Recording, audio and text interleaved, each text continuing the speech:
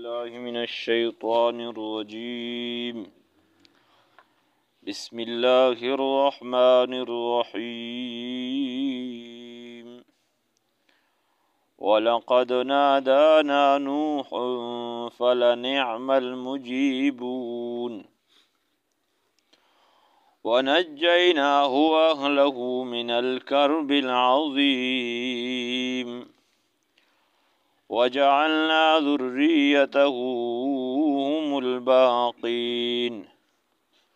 وتركنا عليه في الآخرين سلام على نوح في العالمين إنا كذلك نجزي المحسنين صدق الله مولانا العظيم. دغا رکو کے اللہ جل جلالہ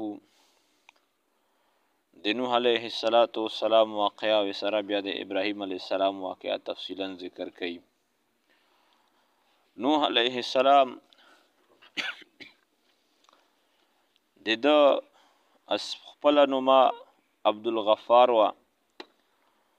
نوح دا د لقب او دا لقب په دا وجه ملاو شو نوح نوحا ژړو ته ویل شي چې دا به خپل کوم چې وای ډېر نافرمان و او ډېر ضدي و نو د هغه په دا انکار او کفر باندې به د ژړو کول افسوس پې کوم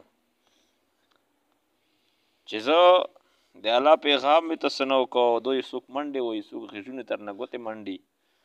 او څوک مخ نه رړوي خبره نه مني اننیم سوه کوله هم په خوله یې دیږي 40 سال کې نبوت ورته میلاو شو. دا نه چې که نوح علیه السلام زندگی ستره وه نو د نوره کوم د بلاغت زمانه د موږ د زمانې نه بیله وه چې دی به په 100 کاله کې بې بلغ شوی یا په 2 نه عام کوم د انساني زندگی کیفیات دي په هغې طریقه د زندگی وه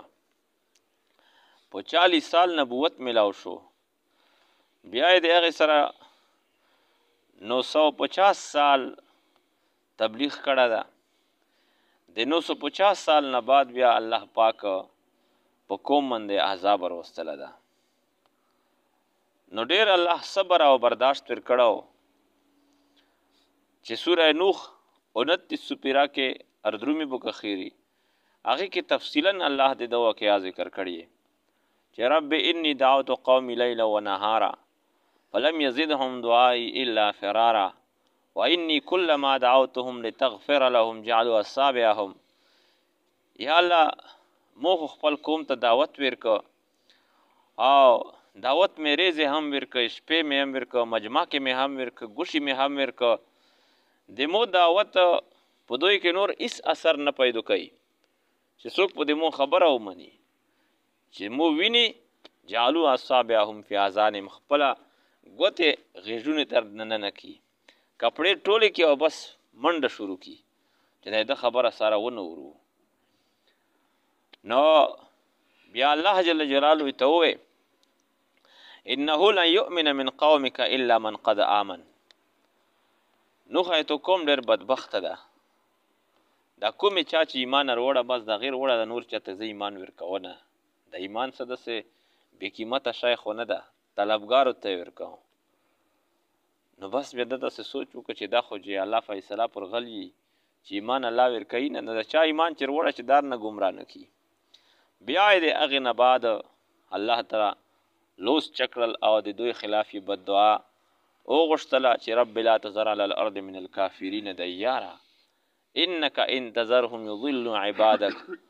ولا یلدوا الا فاجرا کفارا. چې په د مختم ځکه پروردګاره به د کافرو خلکو چې چا هم یو کور هم پرې نږدی ځکه که دا پوتې شل نو دا به د کوم مسلمان دیدار نه ګمراه کي او د دوی نه خو چې پیدا کېږي لا یلدو الا فاجرا کفاره فاسق او فاجر او کافر دا وی نه یا الله پیدا کېږي. الله جل جلاله توجه دلی الله جل جلاله وته اووی چې وسنه الفلک باعیننا د موږ په نگرانۍ کې ته کشتي تیارول شروع کا د الله په حکم یې کشتي تیارول شروع کړل. نو بیا به چې کله قوم په تېرېده د برونه خو څه کیفیت اثرات وونه او داسې څه سمندر او دریو به هم سره نه و چې هغې د پر نوح علیه السلام کشتي جوړوله نو وی کشتۍ باندې نوح څه کوي وی بس خو دې به ضرورت پیش شي که نه نو څرنګې به پیش شي موږ شنې ته به نه مونده کوو ته کشتۍ به پکې چلای وی الله جل جلالو عذاب در باندې درومي تباه به سوی هغې به خپلې ټوکې مسخرې پرې کولې نو به هر حال بیا د الله هغه عذاب هم ورباندې روغو او 82 یا 84 تر 90 پورې تعداد لیکل شوه ده چې دومره سې افرادو ایمان روړل او اروړو دا الله وی ته چې د مسلمان نه علاوه کافر چې ده دغه کشتۍ ته چې د نږدې نه شي حتی چې خپله ښځه دی هم نوح علیه السلام ښځه هم کافره وه څلور یې زمن و د لوڼې تذکره یې نه درغلي لوڼه یې وې او نه وې نو کنعان سام حام او یافس د کنعان پکې کافر و دا هم په هغه دریاب کې غرق شو او چې کله دغه طوفان کې غرق شو طوفان چې کله شروع شو د شروع کېدنه وخت کې نوح علیه السلام بچیه موږ سره کشتۍ کې سور شه نو ارکم معنا موږ سره سور شه وینا وی ساوي الى جبل یعصمني من الماء دمره اوبه به نه وي زه به غره ته وینه وخېږم ایکې به پناه سې لږه خو تو سره نه سورېږم نو نوح علیه السلام وایي چې لا عاصم اليوم الا من رحم الله چې په چا رحم نه یې کړی چاته یې پناه نه یې ورکړي بچاو نه یې ورکړه نن بچ کېدې رستانه بچیه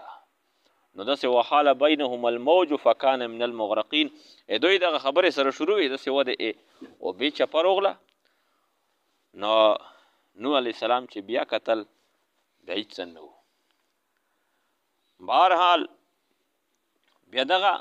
طوفان چې و د شپږ میاشتې رسېدا لګیا و د کشتي هم په دغې اوبې کې چکرې لګولې او بیا هغې نه بعد الله جل په ټوله دنیا دغه اوبه حاوي وې هر څه ختم شل حتی چې خانقبه هم پکې منهدمه شوله خانقبه آدم علیه السلام فرشتې ورته وویل چې دغې ځای کې د الله پاک کور ده دغه تعمیر که آدم علیه السلام جوړ کړ بیا په طوفان نوح کې مکمل پټ شو ړنګ شو ابراهیم علیه السلام دوباره دا بیا جوړ کړی ده او جبریل امین علیه السلام هغه ورته شیلو چې دغې ځای کې چې بنیادونه دي دا ته سر وکنده جواد کا نو ابراهیم علیه السلام دا بیا دوباره جوړ کړ بهرحال نو هغې نه پس هغه کشتي واستوت علی الجودي جودي یو غر ده په هغه باندې کشتي تم شوله نو دوی چې دي دوی ارکوز شول بیا د نوح علیه السلام سره د کوم افراد او کسان چې کشتۍ کې سورو دا وفات شوي دي د اولاد نه ده ډېر شوه اولاد د نوح علیه السلام د دغې درې زمنې نه به ډېر شوه ځکه نوح علیه السلام ته آدم ثانی ویلی شي چې دا دویم آدم ده دوی د د نسل نه الله پاک د انسانون چې دا ډېر کړي دي سام او حام او یافس د سام په اولاد کې عرب فارس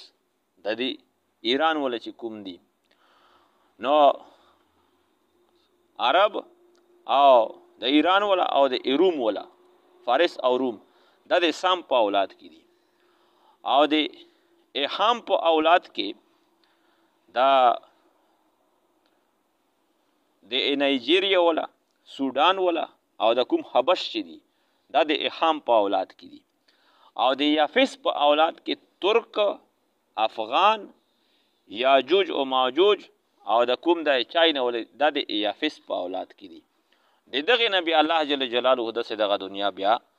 آباد کړله ولقد نادانا نوح فلنعم المجيبون او تحقیق سره مشتا आवाज وکړ نوح علیه السلام پس موږ ډېر ښه جواب ورکوونکي دعا قبلونکي ونجیناه او دعا دلته کې اجمال د سورې نوح کې چې کومه تذکره وکړه ونجیناه او دته نجات ورکړه واهله او د اهل تمويرک من الكرب العظیم او د لوی